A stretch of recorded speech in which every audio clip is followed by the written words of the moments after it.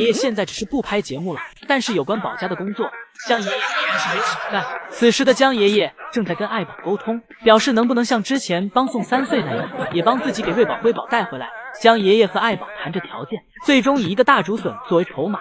之后，爱宝便往室外园区走，但是走到一半，爱宝好像感觉一个竹笋太少，江爷爷只好答应再给爱宝加一个。爱宝这招欲擒故纵，成功给爷爷拿捏。在2个竹笋的诱惑下，爱宝成功完成任务，给姐妹俩带了回来。姐妹俩回家后第一件事就是吃饭。在爷爷从小的教育下，现在姐妹俩标准的吃饭姿势已经逐渐养成习惯了，尤其是瑞宝这姿势，简直就是教科书级的。一会儿，辉宝率先吃完，将爷爷给齐先放到了一边。辉宝表示自己吃饱了，可以回去上班了。很快，瑞宝这里也吃完收拾好了。瑞宝让妹妹等等自己也要去，不用给加班费的那种。好在饲养员们及时给通道门口关上了，不然要让游客们误会熊猫馆是不是开放夜。将爷爷给姐妹俩带回来后，手动给门关上，防止姐妹俩再次偷跑出去。而现在圣西姨母面对镜头，也不再那般社恐，甚至还坐在了乐宝的身边。别说圣西姨母和乐宝还有点像，一样可爱。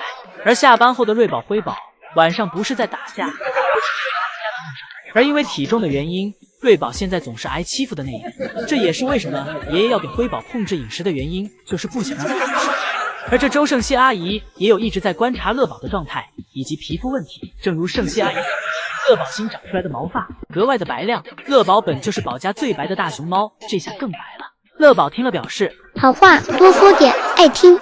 宋爷爷悄悄来到福宝园区，给福宝在小亭子上放置了一块苹果，然后悄悄离开。而此时福宝正在饮水盆喝水，直到福宝听见爷爷的关门声，福宝才反应过来。福宝一路小跑来到小亭子上查看情况，发现自己的小亭子上面凭空多出来一块小苹果。福宝一脸不相信的又仔细闻了闻，确认是真的后，福宝拿起小苹果转身坐下，开始品尝清甜可口的苹果。因为苹果有点小，所以福宝分了好几口才将其吃完。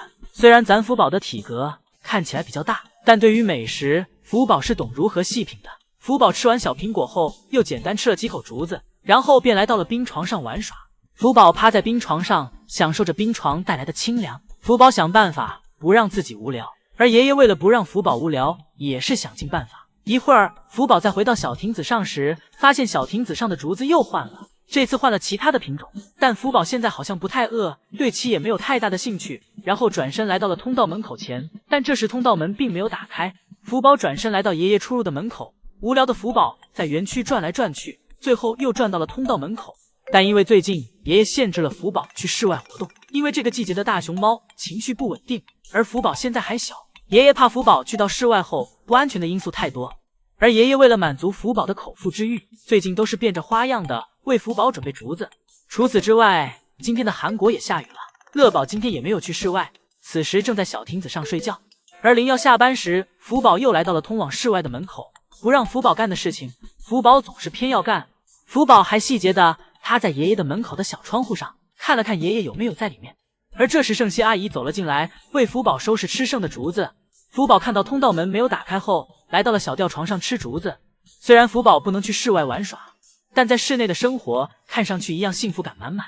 吃完就睡，睡完就吃，虽然有些无聊，但仍是让姨姨们羡慕不已。瑞宝和辉宝正在一起研究妈妈的饮水盆，瑞宝甚至想爬进妈妈的饮水盆里泡个脚。瑞宝这个样子有点福宝的感觉了，和福宝小时候一样调皮。爷爷在旁边让爱宝管管瑞宝，不然一会儿水都没法喝了。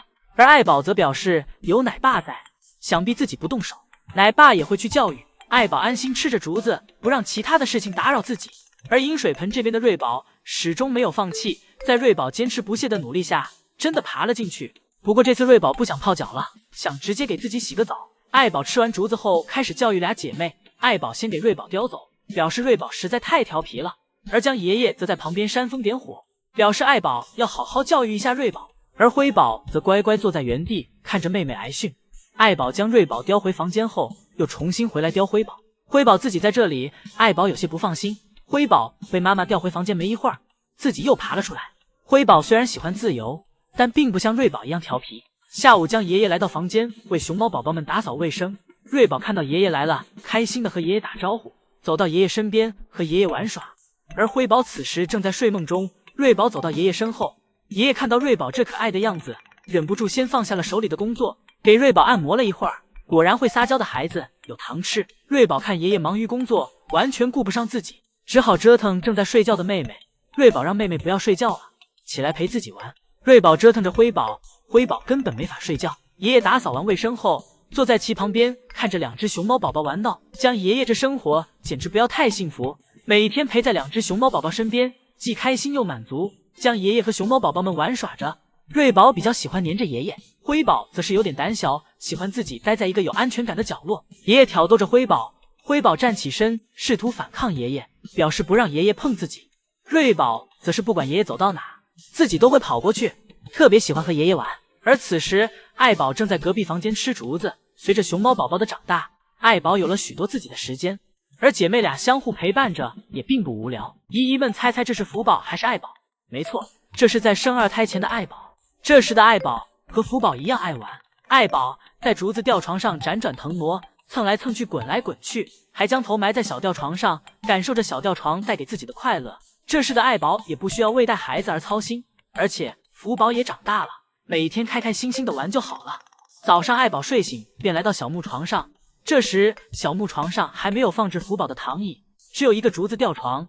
爱宝来到小木床上后，直接爬到了小吊床上。爷爷还细节的在爱宝头顶的独木桥上安装了2个把手，不过爱宝没有领会到爷爷的意思，直接对其来了一口，将其直接咬裂了。爱宝将竹子拿过来啃食着，爱宝浅尝2口后表示味道还不错，不知道这种竹子吊床会不会夹屁股。以前爱宝和福宝、美熊只需要营业半天，一会儿爱宝回家短暂休息。这时宋爷爷来到园区，开始为爱宝添加新的竹子。这次爷爷将爱宝的窝头放在了上面的竹子扶手上，不知道一会儿爱宝能不能发现。爱宝出门后径直来到了小木床上，先是看了看奶爸给自己重新添加了什么好吃的。爱宝这个样子和福宝太像了。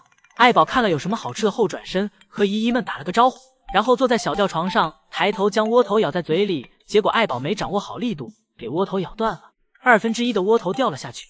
爱宝吃着剩下一半的窝头也很满足。吃完窝头后，爱宝将塞在树缝里的竹子拿了出来，坐在小吊床上惬意的吃着。爱宝此时看着怀里的2只熊崽子，感叹道：还是以前轻松呀。因为最近几天室外园区一直在维修，所以爷爷们便限制了福宝去室外活动。爷爷将福宝的竹子和窝头放置好离开。一会儿福宝从通道门口出来，福宝闻到爷爷的气味，跟着爷爷的气味找寻了过去，来到了爷爷的通道门口，但爷爷此时已经离开了。福宝发现爷爷不在后，重新转头回去。走到小树旁时，福宝还停下脚步闻了闻，发现了一下生活中的美好。福宝这次没有走爬梯，而是像往常一样，先来到小亭子后面，通过扶手的缝隙看了看今天爷爷给自己准备的什么小零食。福宝看清后，来到小亭子上面准备开吃。福宝转身坐下，从胡萝卜和窝头中做选择。福宝最后还是先选择了自己喜欢吃的胡萝卜。清甜可口的胡萝卜用来开胃，对福宝来说是最好的选择。吃完胡萝卜后，福宝弯下腰去拿窝头，福宝对着窝头就是满满一大口，咬下去后，福宝接着抬起头进行咀嚼。福宝心想，这次我一滴窝头残渣都不让它掉出。福宝仔细品尝着，等福宝咀嚼完嘴里的窝头后，自己低头检查了一下，看看有没有掉落窝头残渣，确认没有后，福宝继续吃窝头。福宝心想，爷爷教的这招真好用，因为福宝现在还不能去室外玩耍。福宝吃完窝头后，便直接来到了树上休息。福宝的皮靠是真松呀。福宝在树上一觉睡到下班点，依依再次排队回来时已是5点40了。工作日福宝一般是5点半下班，所以福宝感觉已经到点了，便坐在通道门口等待爷爷的开门。但周末福宝下班时间是6点，福宝等了半天一直没有等来通道门打开。福宝慵懒的向后坐去，抬头看了看自己的上方，看爷爷有没有在上面。这时通道门口传来了声音，福宝立马跑下坡向通道门口走去。此时是5点45分，福宝今天下班时间提前了15分钟。今天是福宝一家体检的日子，首先进行检查的是乐宝，将爷爷在一旁用小零食吸引着乐宝。爷爷想让乐宝乖乖坐好，给了乐宝点甜头。吃到窝头的乐宝立马变得乖巧听话，而兽医看到乐宝状态平稳后，立马开始开展自己的工作。乐宝刚吃到窝头就把手收了回去，乐宝这是只拿钱不干活啊，这怎么能行？